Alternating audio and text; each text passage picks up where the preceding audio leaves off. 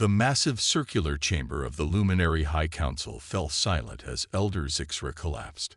Her crystalline form shimmered weakly under the pale blue lights, dark patches spreading across her previously pristine surface. Around her, dozens of other elders watched in horror as their colleagues' consciousness faded from their shared mental network. No one moved to help. They couldn't. They had seen this too many times before. Another one, Elder Myrith whispered, his own crystalline form dulling with each passing cycle. We lose more with each rotation of our world. The Luminary were dying. Not just the elders, but all of them. Across their magnificent cities that stretched across 3 solar systems, millions fell silent each day. Their mighty civilization, built over 50,000 years of peace and technological advancement, was crumbling before their eyes. The plague had started silently. At first, they thought it was just a glitch in their hive mind network, a simple communications error that their advanced technology could easily fix. Some citizens reported feeling disconnected, having trouble linking their thoughts to the collective consciousness that bound their society together. The Luminary's best minds had dismissed it as a minor inconvenience. They were wrong. Within months, entire districts of their crystal cities went dark. The plague attacked their neural pathways, corrupting the delicate structures that allowed them to share thoughts and memories. Those infected first became isolated, cut off from the hive mind. Then their individual consciousness began to fragment, memories scattering like dust in the wind. "Show me the latest numbers," ordered Elder Myrith, his voice heavy with exhaustion. A young luminary named Tekva stepped forward, her form still bright and clear, though fear clouded her usually pristine surface. "My elder, we have lost contact with the entire Centauri colony. 8 billion souls, gone silent." The Rigel outpost reported their last cases yesterday before their network went dark. "That's another 3 billion. She paused, her crystal form trembling. "Our home system's population has dropped below 1 billion for the first time in recorded history." The chamber erupted in a chorus of mental anguish, the shared pain of billions of lost lives overwhelming their collective consciousness. Elder Myrith raised his hand, calling for silence. "And the other species?" he asked, though he already knew the answer. "The Arcturians tried to help," Tekva reported.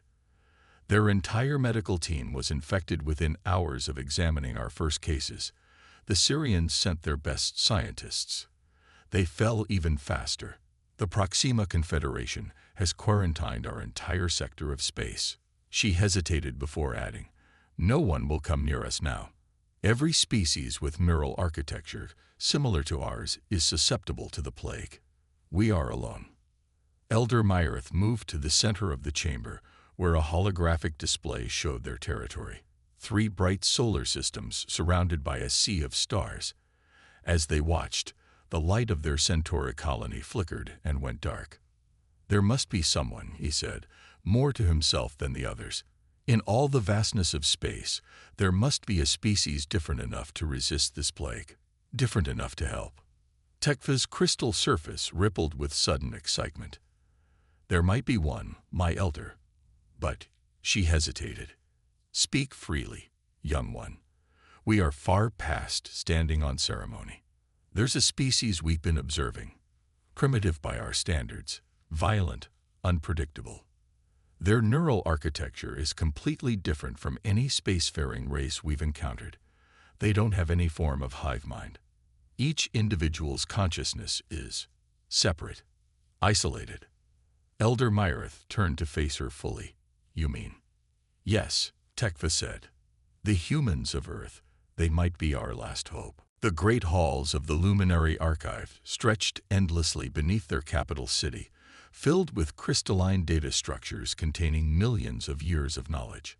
Tekva moved quickly through the dimly lit corridors, her light footsteps echoing in the emptiness. Where once hundreds of scholars would have been studying, only darkness remained. She found Elder Myrith in the Human Studies section, surrounded by holographic displays showing scenes from Earth. Images of crowded cities, endless wars, and environmental disasters flickered in the air. "Are you certain about this, Elder?"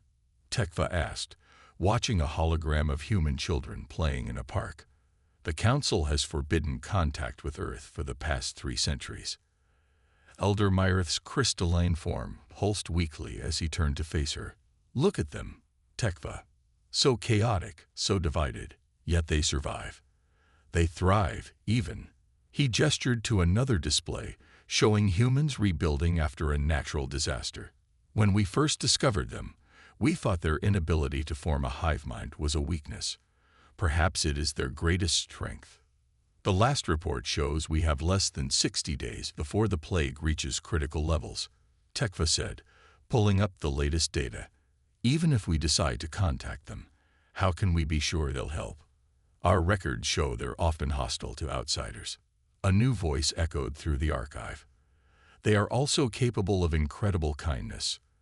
Elder Lixna emerged from the shadows, her once brilliant form now dulled by the early stages of the plague. "I have studied them for centuries.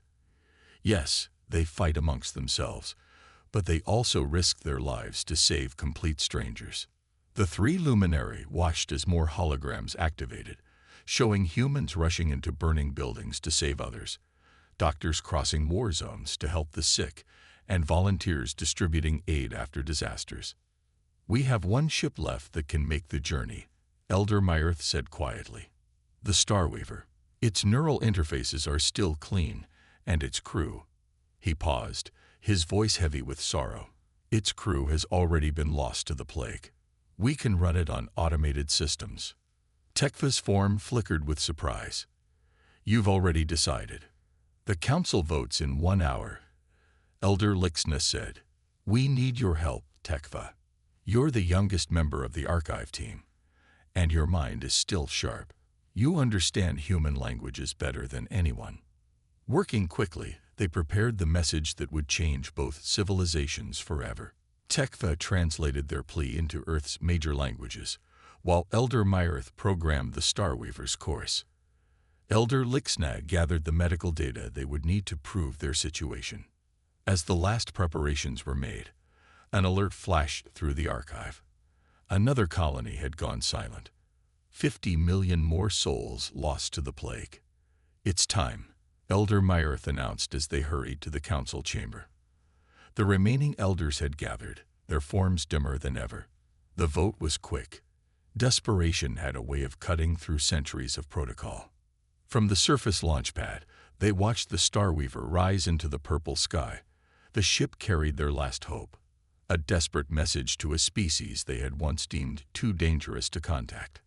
"How long until it reaches Earth?" Tekva asked, her voice barely a whisper. 3 days, Elder Myrith replied. "Then we'll know if humanity's greatest flaw, their divided consciousness, might be exactly what we need to survive." As the ship disappeared into hyperspace, Elder Lixna voiced what they were all thinking. "Let us hope they are as compassionate as they are chaotic." Dr. Sarah Chen stared at her phone in disbelief as emergency alerts flashed across the screen. An alien ship had appeared in orbit around Earth. The world was going crazy. "Dr. Chen," her assistant Tom burst into the lab, his face flushed with excitement. "Are you seeing this? They're broadcasting in every language." Sarah grabbed her laptop and pulled up the live feed. The alien message played on repeat. "We are the Luminary. Our civilization is dying. We need humanity's help. Please respond." "It has to be a hoax," Tom said, but his voice trembled with uncertainty. Sarah shook her head, her eyes fixed on the strange crystalline ship visible in telescope images. "No, this is real. Look at their neural transmission patterns." She pointed to the data streaming across her second monitor. "These signals, they're unlike anything we've ever seen. But there's something familiar about them." Within hours, Sarah found herself in a hastily assembled meeting at the United Nations. Military leaders wanted to shoot the ship down. Politicians argued about which country should respond first. Scientists from every field talked over each other, trying to understand the alien technology. Sarah sat quietly, studying the luminaries' brain scans they had included in their message. As a neurobiologist, she saw something nobody else had noticed. Finally, she stood up. The room gradually fell silent. "Their minds are connected," she said, pointing to the scans. "All of them, linked together in a massive neural network. But something's attacking that network, breaking it apart." She paused, looking around the room. "And I think I know why they came to us for help." "What do you mean?" asked General Martinez, his eyes narrowing with suspicion. "Look at our brains compared to theirs," Sarah explained, pulling up a side-by-side comparison. Every advanced alien species they contacted had similar neural patterns to their own. That's why they all got infected. But human brains, she highlighted the differences. We're completely different. Our consciousness is individual, isolated. What they once saw as primitive might actually be our greatest protection against this plague. "You want us to help them?" someone shouted. They could be lying. This could be an invasion. Sarah stepped closer to the display. "They sent us everything. Their medical data, their history, even their failures trying to stop this plague. They're dying, and they'd broken every rule their civilization has about contacting less advanced species to ask for our help. If they wanted to invade, why tell us anything at all?" The room erupted in arguments again. But Sarah noticed the Chinese representative, Dr. Liu, studying the neural scans with intense interest. "Dr. Chen is right," Dr. Liu announced. "These beings are dying, and they chose to come to us, not because we're the most advanced, but because we're different enough to help." Slowly, more scientists and leaders began to agree. Within days, a multinational team was assembled. Sarah found herself appointed as the lead researcher, tasked with finding a way to save an alien civilization. As she prepared to board the helicopter that would take her to the new international research facility, Tom caught up with her. "Dr. Chen, what if we fail? What if we make things worse?" Sarah looked up at the sky, where the luminary ship glittered like a crystal in the sunlight. "What if we succeed? Imagine what humanity could learn, what we could become." She smiled. "Sometimes the biggest risks lead to the greatest discoveries." The helicopter's blades whirred to life, drowning out the sound of protests and celebrations happening across the city. Humanity's greatest challenge, and perhaps its finest hour, was about to begin. The research facility buzzed with activity as Dr. Sarah Chen stared at the holographic display. Next to her, a luminary named Tekva floated in a special containment chamber, their crystalline form growing dimmer by the hour. "Try it again," Sarah said, adjusting the neural interface settings. This was their 15th attempt today. The last 14 had failed. Tom worked at the controls while other scientists watched anxiously. They were trying to create a bridge between a human mind and the dying luminary, hoping to understand how to fight the plague. But something kept going wrong. "Interface active in 3, 2, 1. Tom counted down. The neural connection sparked to life. For a brief moment, Tekva's form brightened. Then, like the previous attempts, their crystal structure began to crack. Sarah quickly shut down the interface. "I'm sorry," she said to Tekva, who had become both research subject and friend over the past weeks. "Are you okay?" "I am. Functioning," Tekva replied weakly through the translator. "But we must hurry. The latest reports from my home show less than 1 million of us remain." Sarah rubbed her tired eyes. They had learned so much in the past month. Human brains were indeed immune to the plague, but transferring that immunity was proving impossible. Every attempt to merge human neural patterns with luminary consciousness ended in failure. Dr. Chen, a young researcher, burst into the lab, waving a tablet. "You need to see this." Sarah took the tablet, her eyes widening as she read the data. "This can't be right. Run it again." "We did. 3 times. The researcher pointed to a specific chart. "Look at the neural pattern differences between adults and children."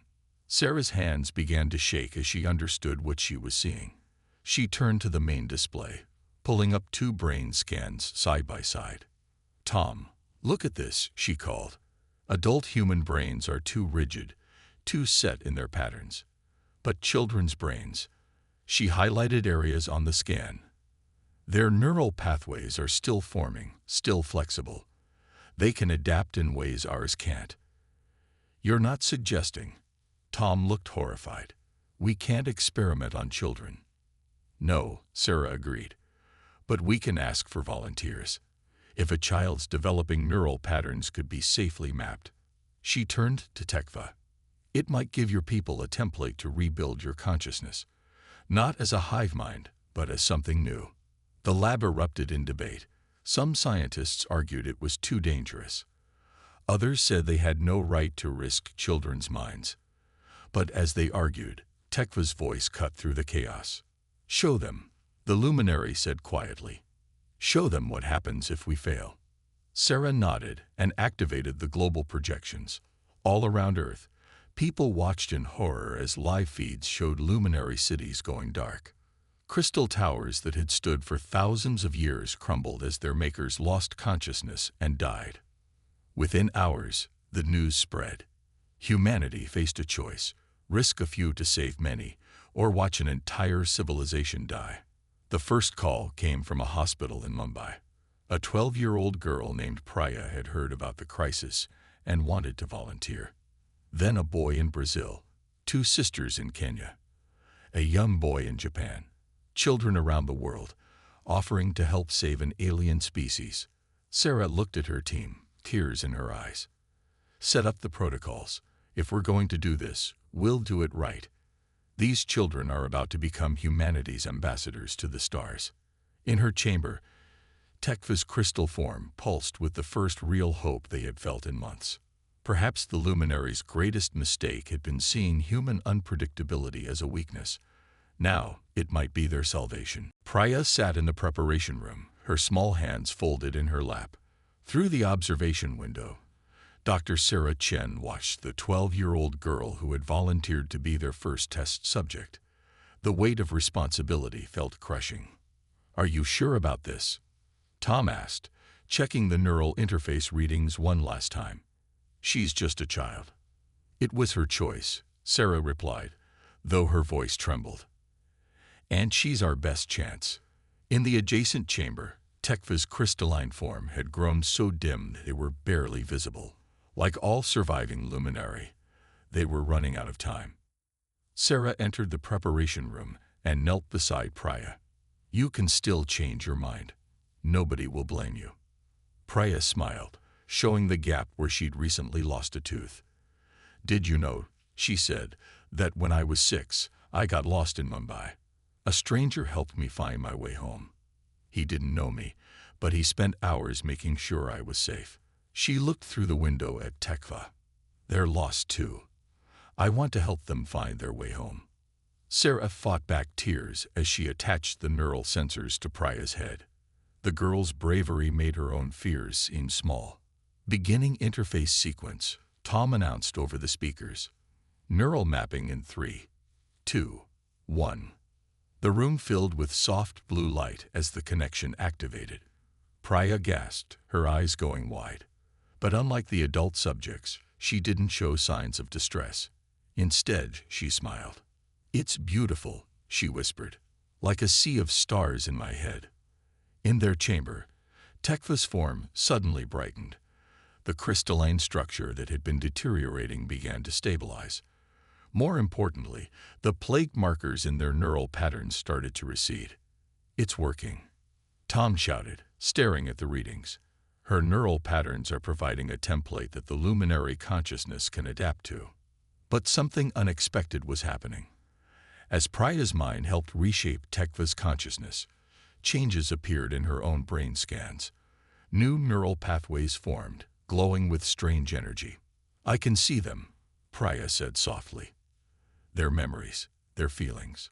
So many stars, so many worlds. A tear rolled down her cheek. They're so afraid of being alone. Other children around the world watched the live broadcast of Priya's success. Within hours, more volunteers came forward. Each connection revealed something new. A boy in Brazil began speaking ancient luminary languages. The sisters in Kenya started drawing star maps of places they'd never seen. The Japanese boy could explain luminary technology as if he built it himself. Sarah gathered world leaders to show them what they'd discovered. The children's minds aren't just helping the luminary survive, she explained. They're becoming a bridge between our species. Each connection leaves behind a piece of luminary knowledge, while giving the luminary a better understanding of human individuality. Is it dangerous? Someone asked. We're monitoring them carefully, Sarah assured. The children are healthy, and their original personalities remain intact. They've just expanded. In the research facility's garden, Priya sat with Tekva, teaching the luminary a human game called hopscotch. The once dying alien now glowed with renewed energy, their crystal form shimmering with hints of warm, human-like colors. Do you regret it? Sarah asked Priya during their daily checkup. Having alien memories in your head. Priya looked up at the stars becoming visible in the evening sky. How can I regret learning to see the universe through new eyes? We're not just saving them. She smiled. We're all becoming something more. The emergency alarms woke Sarah at 3 a.m. She rushed to the medical wing, her heart pounding. Inside, doctors surrounded Miguel, the young volunteer from Brazil, who was drawing complex mathematical equations on every surface he could reach. I can see it all, the boy muttered in a mixture of Portuguese and luminary. The numbers, the patterns, they're everywhere. Across the facility, similar scenes were unfolding. The Kenya sisters, Amara and Zuri, had started finishing each other's sentences, not just in human languages, but in the crystalline harmonics of ancient luminary songs. In Japan, young Hiro had developed the ability to manipulate electronic devices with just a touch. Their brains are evolving too fast, Tom reported, showing Sarah the latest scans. The luminary knowledge isn't just sitting in their memories. It's changing how their minds work. Sarah watched through the observation window as Priya, their first volunteer, helped calm Miguel. The Indian girl's presence seemed to stabilize the other children, her own transformed consciousness acting like a beacon for those struggling to adapt. Dr. Chen. A nurse burst into the room. The luminary ship is requesting immediate contact. On the main screen, Tekva appeared, their crystal form now pulsing with swirls of color that mimicked human emotions. We have news from home, they announced. The treatment is working. Over 10,000 luminary have been successfully transformed using the children's neural patterns. But they hesitated. But what? Sarah asked, though she feared she knew the answer. The transformed ones are different. They can still connect with each other, but now they also need time alone. They feel individual. Some of our people are calling it an abomination. They would rather die than change. Sarah sank into her chair. And the children? Are they all experiencing these upgrades? Each connection leaves a mark, Tekva confirmed. We didn't know this would happen. The human brain's capacity for growth, for change, it's far beyond anything we imagined. These children aren't just carrying our memories. They're becoming something new, something neither human nor luminary has ever been before. As if to prove their point, an alert came from the residential wing. The volunteer children had gathered in the garden, sitting in a circle under the stars. Their minds had created a new kind of network, not a hive mind like the luminary, but something that preserved their individuality while allowing them to share thoughts and feelings. I'm scared, Miguel admitted when Sarah went to check on them. But he was smiling. Not because it's bad, but because it's so big. Like being the first person to see a new color. Priya took his hand. We're not alone, she said. We have each other. And soon, there will be more of us. Reports came in from around the world. More children were volunteering, despite the risks. Parents, seeing the wonder in the transformed children's eyes, began to understand that this was more than just a medical procedure. It was the next step in human evolution. But not everyone was celebrating. Sarah watched news reports of protests, of people calling the children compromised, or no longer human. Some religious leaders declared it an affront to nature. Others called it a miracle. In the garden, Priya looked up at Sarah with eyes that now held the wisdom of two civilizations. "They're afraid because we're different," she said. "But being different is what saved the luminary. And maybe being different is what will help humanity reach the stars." Sarah nodded, watching the children share their thoughts in their unique new way. They had saved an alien species, but in doing so, they had started a change that would reshape both civilizations forever. 5 years after the first neural connection, Dr. Sarah Chen stood in the newly built Harmony Center, watching Earth's first graduation ceremony of the bridge generation. The large crystal and steel building sparkled under the morning sun, its design reflecting both human and luminary architecture. Priya, now 17, stepped onto the stage. The audience fell silent as she began to speak, her voice carrying the gentle harmonic overtones that all bridge children had developed. "When I first volunteered to help the luminary," she said, "I thought I was just saving aliens. I didn't know I was helping build a bridge between two ways of being." She smiled at her parents in the front row. "We're still human. We still feel joy and pain, love and fear. We just feel them. Bigger now." In the 5 years since the crisis, over 10,000 children had volunteered for the Neural Integration Program. Each one emerged changed, carrying fragments of luminary knowledge while maintaining their human spirit. They called themselves the Bridge Generation, those who stood between two worlds.